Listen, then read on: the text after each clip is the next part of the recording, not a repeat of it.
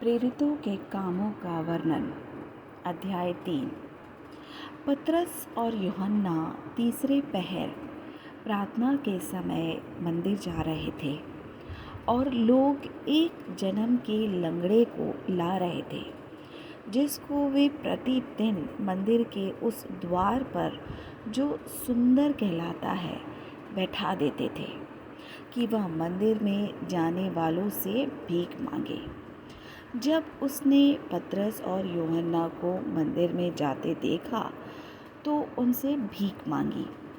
पतरस ने यूहन्ना के साथ उसकी ओर ध्यान से देखकर कहा, हमारी ओर देख। सो वह उनसे कुछ पाने की आशा रखते हुए उनकी ओर ताकने लगा। तब पतरस ने कहा, चांदी और सोना तो मेरे पास है नहीं, परंतु जो मेरे पास है वह तुझे देता हूँ। यीशु मसीह नासरी के नाम से चल फिर।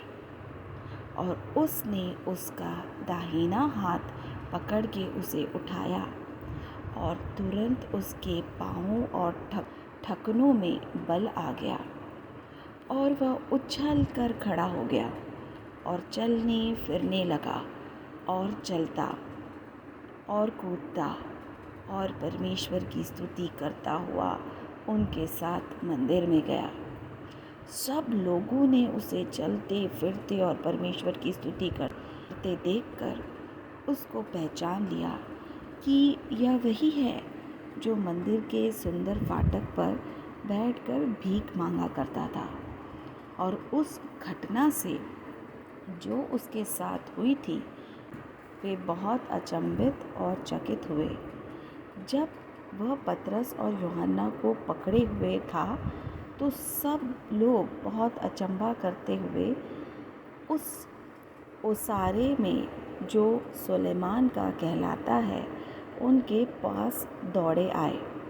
यह देखकर पतरस ने लोगों से कहा, हे इस्राएलियों, तुम इस मनुष्य पर क्यों अचंभा करते हो और हमारी ओर क्यों इस प्रकार देख रहे हो कि मानो हम ही ने अपनी सामर्थ्य या भक्ति से इसे चलना फिरता कर दिया। इब्राहिम और इसहाक और याकूब के परमेश्वर, हमारे बाप दादाओं के परमेश्वर ने अपने सेवक यीशु की महिमा की, जिसे तुमने पकड़वा दिया। और जब पिलातुस ने उसे छोड़ देने का विचार किया, तब तुमने उसके सामने उसका इनकार किया। तुमने उस पवित्र और धर्मी का इनकार किया और विनती की कि एक हत्यारे को तुम्हारे लिए छोड़ दिया जाए।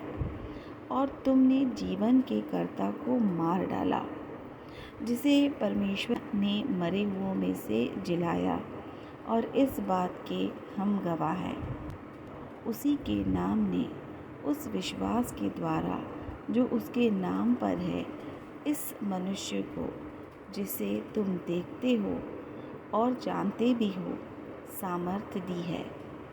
और निश्चय उसी विश्वास ने जो उसके द्वारा है, इसको तुम सब के सामने बिल्कुल भला चंगा कर दिया है।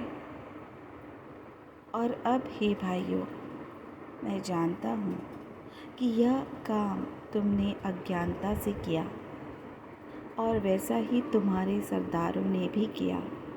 परंतु जिन बातों को परमेश्वर ने सब भविष्यद्वक्ताओं के मुख से पहले ही बताया था कि उसका मसीह दुख उठाएगा, उन्हें उसने इस रीति से पूरी किया।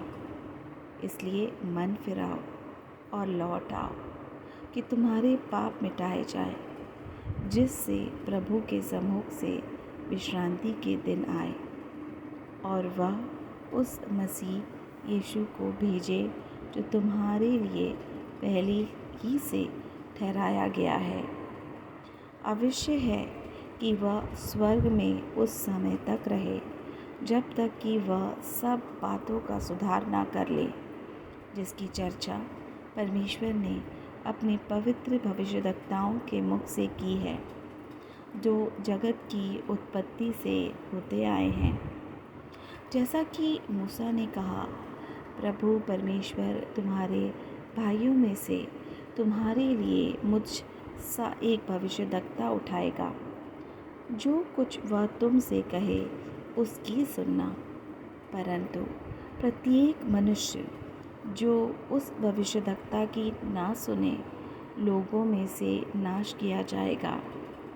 और शमूएल से लेकर उसके बाद वालों तक जितने भविष्यद्वक्ताओं ने बातें की हैं, उन सब ने इन दिनों का संदेश दिया है। तुम भविष्यद्वक्ताओं की संतान और उस वाचा के भागी हो जो परमेश्वर ने तुम्हारे बाप दादों से बांधी, जब उसने इब्राहिम से कहा कि तेरे वंश के द्वारा पृथ्वी के सारे घराने आशीष पाएंगे। परमेश्वर ने अपने सेवक को उठाकर पहले तुम्हारे पास भेजा कि तुम में से हर एक को उसकी बुराइयों से फेर कर आशीष दे।